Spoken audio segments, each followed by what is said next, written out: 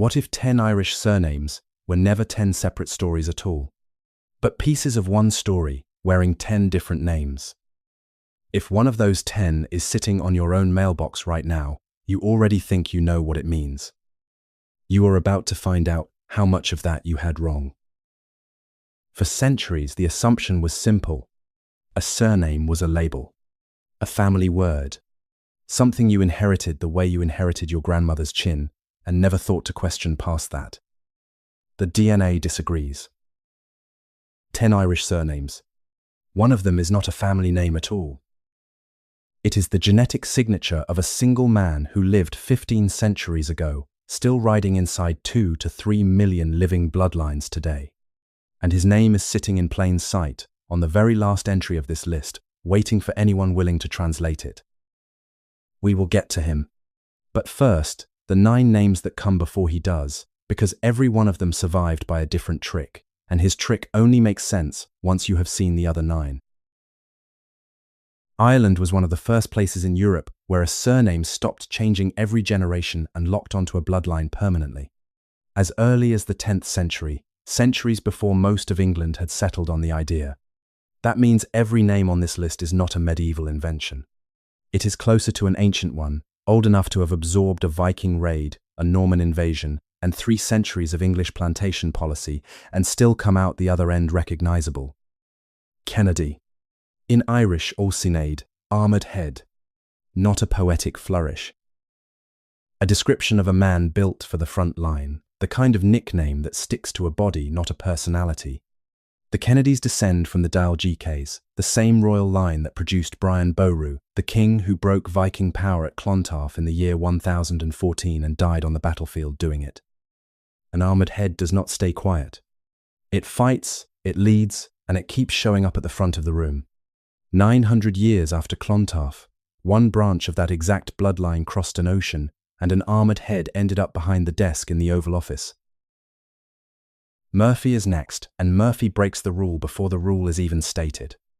It is the most common surname in Ireland. Over 8,000 men born with it in the last census alone. And modern Y chromosome testing has found something almost nobody expects when they go looking for their Murphy cousins. Murphy is not one bloodline. It is at least 3, unrelated to each other by blood. A Wexford Murphy, a Roscommon Murphy, and a Cork Murphy do not share a genetic ancestor. They share a job description. O Murchada Sea Warrior was a title so many different chieftains earned independently in 3 different corners of the island that the name multiplied sideways instead of downward through one family tree. If your surname is Murphy, the DNA is not confirming your family tree. It is telling you that your family tree was never singular to begin with. That somewhere back there, 3 unrelated men earned the same nickname for the same reason, and history filed them under one word. To understand exactly how much a surname can hide, and why the name at the very end of this list hides the most of all, you have to see what happened to a family that refused to disappear entirely. Most people hear their own surname 1,000 times in a life and never once ask what it is actually claiming. You are still here, 4 names in, doing exactly that. That puts you in a small group, the ones who want the evidence, not the family legend. This is the kind of work this channel exists to do. Subscribe. There is another one coming. Byrne comes from O'Broin, the ruling family of Uí Broin in Leinster, a lowland kingdom with good farmland and no natural defences to speak of. When the Normans landed in 1169, most of the old Gaelic lordships bent or broke within 2 generations. Land like that does not usually stay in the hands of the people who held it before the invasion. The Byrnes did neither. They abandoned the good land on purpose and retreated into the Wicklow Mountains and held that ground independently for 400 years, raiding the very colonists who had taken their lowlands, close enough to see the smoke from Dublin Castle on a clear day. English administrators eventually stopped calling it a rebellion and started calling it a country.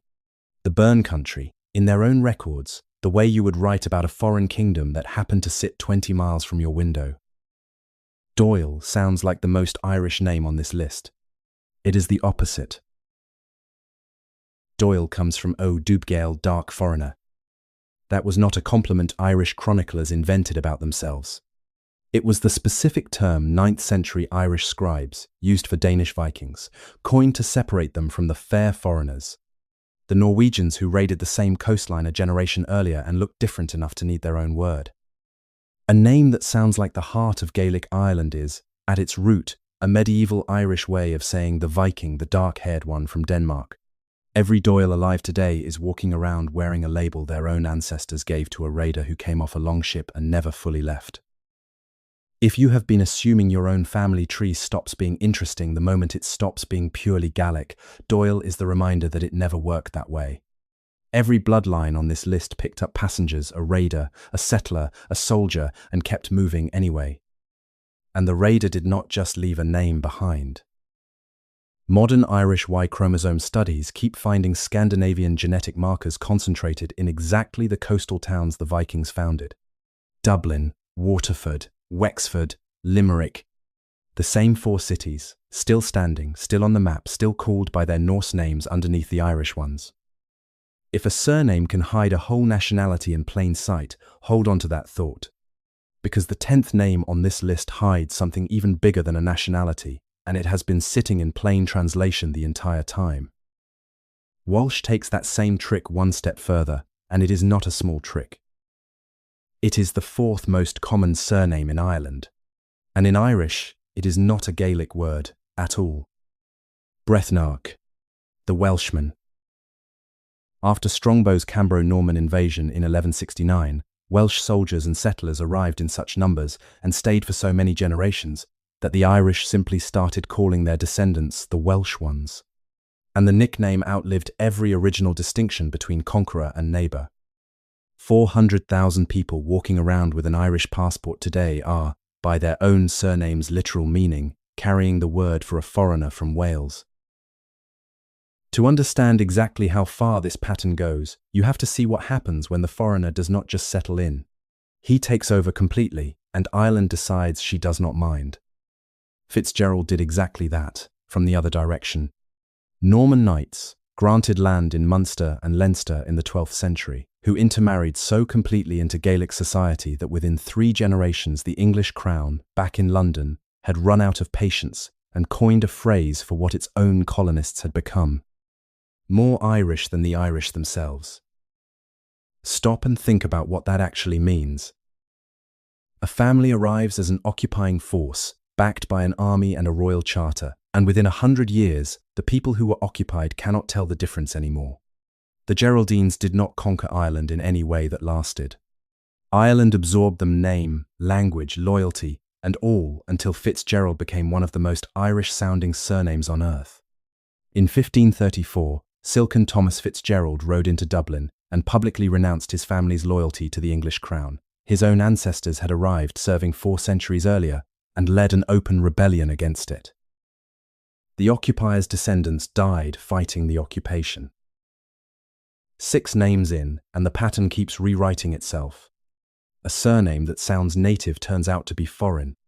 A surname that sounds foreign turns out to be more native than the natives. If you have been quietly checking your own last name against every entry so far, you are not doing anything unusual. That is what this list is built to make you do, because a surname was never just a word your family happened to keep. It was the one thing the 20th century could not fully erase, the one thread the famine ships and the plantation surveys and the anglicizing clerks never quite managed to cut all the way through. By the time we reach the 10th name, the pattern is going to invert one more time. And this time, the surname will turn out to be telling the plain truth the entire time, out loud, in a language almost nobody bothered to translate. Ryan is the name that should not have survived, and did. O'Riane, from the territory of Oni on the Tipperary-Limerick border. A purely Gaelic bloodline in a region that took the full weight of English plantation policy for 3 straight centuries. Confiscation, resettlement, and a legal system built specifically to erase names like this one. Most Gaelic surnames in that corridor did not make it. They were anglicized out of existence, replaced on land deeds, or diluted so thoroughly into the plantation population that within a few generations nobody could trace them back cleanly. Ryan was not one of the casualties. It climbed instead. all the way into the modern top 10 of Irish surnames, a Gaelic name that outlasted the very policy that was designed, on paper, to make sure it did not. Kelly is the second most common surname in the country, and its own meaning has never been fully settled, which is a strange thing to say about a name this large. O'Sele possibly bright-headed, possibly troublesome, or contentious, depending on which respectable Gaelic scholar you ask. Two different translations, 13 centuries of distance, and no surviving record close enough to the original naming to settle the argument either way. The largest surname in Ireland, and nobody currently alive can tell you, with real certainty, what it originally meant.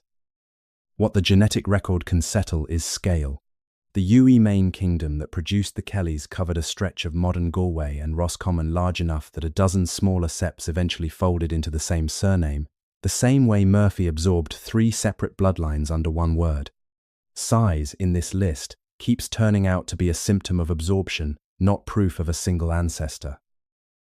9 names in, and every single one of them has hidden something, a conquest, a profession, a nationality, an unsettled argument, 13 centuries old. The 10th name is not going to hide anything at all. It is going to say the truth so plainly that the only mystery left is why nobody noticed sooner. Hold that thought for one more entry. Cassidy is the quiet one on this list, and the strangest in its own way. Cassidy, hereditary physicians to the Maguire chieftains of Fermanagh. Not warriors, not kings. A family whose entire inheritance, generation after generation, was medical knowledge, herbs, surgery, diagnosis, passed down the same way other families passed down a castle or a war. Every other name on this list inherited land, or a war, or a title, or a nickname that stuck to a body. The Cassidys inherited a skill in an era when most healers who were not attached to a noble house left no name behind at all. This one survived because someone, somewhere, kept insisting on writing down which family had cured the chieftain's fever. A hereditary physician family had to prove its worth every single generation in a way a warrior family did not. A bad harvest does not undo a sword. A bad diagnosis, in front of the chieftain who could have the whole family exiled, undoes everything. And the Cassidys kept their position for centuries anyway, which means, generation after generation, the medicine actually worked. 9 names.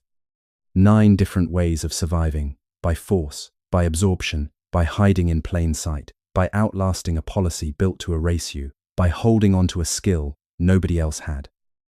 And then there is the 10th. O'Neill. Every other name on this list hid something: a nationality, a profession, a conquest. O'Neill does the opposite. It announces something, out loud, in plain Irish, and nobody ever stops to ask why one single family got to make that particular claim. O'Neill, literally, descendant of Niall. Not a description of a body. Not a job. Not a nickname that outlived its own meaning. A direct genealogical claim sitting inside the surname itself, naming one specific man, Niall Gaelic, Niall of the 9 hostages. A high king of Ireland said to have lived in the 5th century, who supposedly took hostages from 9 different kingdoms to prove his reach. For most of history, that claim could not be checked. It was treated the way every royal genealogy from the 5th century is treated. Interesting. Unprovable. A story a powerful family told about itself, generation after generation, to justify holding power over land that other families wanted too. In 2006, a team of geneticists tested that story the only way it could actually be tested. They looked at the Y chromosome, the piece of DNA passed, almost unchanged, from father to son to son to son, for as long as an unbroken male line continues to have sons. And across Ireland, and in pockets of Scotland, and the Irish diaspora scattered through North America, they found one signature appearing again and again and again. Far too often to be coincidence, and concentrated most heavily in exactly the region history already said it should be, the old territory of the Uí Néill dynasty, in Ulster. The estimate that came back was between 2 and 3 million living men. 2 to 3 million men alive right now, carrying the exact Y chromosome signature of one king who supposedly lived 1500 years ago in a country most of them have never set foot in. For comparison, the only genetic finding in the same league belongs to Genghis Khan. Roughly 16 million men across Asia sharing his Y chromosome, spread across a continent his armies actually conquered. Niall never left Ireland. He did not need an empire. A high kingship and roughly 1500 years of uninterrupted fathers and sons did the same work on a smaller island at a smaller scale, and it still produced a number too large to say out loud without pausing on it. A king who never left. He just stopped having a single name. He multiplied into Kennedy blood and Byrne blood and Ryan blood and every branch that ever intermarried into his line, generation after generation, until the bloodline was too wide to count. And he kept the one surname that says exactly what happened, in plain Irish, out loud, for anyone willing to translate it. O'Neill, descendant of Niall. This is not a finding buried in a journal nobody reads. Commercial Y chromosome tests still flag it today. Under a name, genealogists actually use the O'Neill modal haplotype. And if you have ever taken one of those tests and seen an unfamiliar cluster of Irish and Scottish matches you could not explain, there is a real chance you were looking at exactly this signature without knowing what you were looking at. Some geneticists have pushed back on how the 2006 study gets used in conversations like this one. Sharing a Y chromosome signature is not, by itself, proof that any one man today descends from Niall specifically. What it proves, cleanly, is a shared male ancestor at some point carrying that same genetic marker, which is not quite the same claim as a name on a family tree. But a haplotype that common, concentrated that precisely in the historical heartland of one dynasty, matching a genealogy that has been recited out loud for 15 centuries, is not noise. It is a signal too strong to be explained away as coincidence, however carefully a careful scientist words the caveat. 10 surnames. Not 10 separate stories. One mechanism, wearing 10 different masks, conquest hiding inside Doyle, absorption hiding inside Fitzgerald, a job title hiding inside Murphy, a skill hiding inside Cassidy, and a king who refused to stay buried in the 5th century, hiding inside a name that 800,000 people carry into supermarkets and passport lines every single day without ever once translating it out loud. The next time you see the name O'Neill on a mailbox, on a gravestone, on a name tag at passport control, you are not looking at a family name. You are looking at a still living sentence written in the 5th century, and almost nobody standing next to it has ever bothered to read it out loud. What if 10 Irish surnames were never 10 separate stories at all? They were never that. They were the same story, told 9 different ways by 9 different families who happened to survive by 9 different methods. And told once, directly, without any disguise at all, by the one family that never bothered to hide it. If you want to keep following this, what ancient DNA keeps proving about the surnames we all assumed were just names, subscribe. The people who watch these all the way through are the people who already suspected a family name was never just a word. Turn the bell on if you don't want to wait to find out which name gets decoded next. Every week, there is another piece of the record that turns out to be more complicated and more interesting than the version we were taught. The same trick that just rewrote 10 Irish surnames already rewrote 11 Scottish ones. If you want to watch it happen to clan names instead of family names, that record is already on your screen. Open it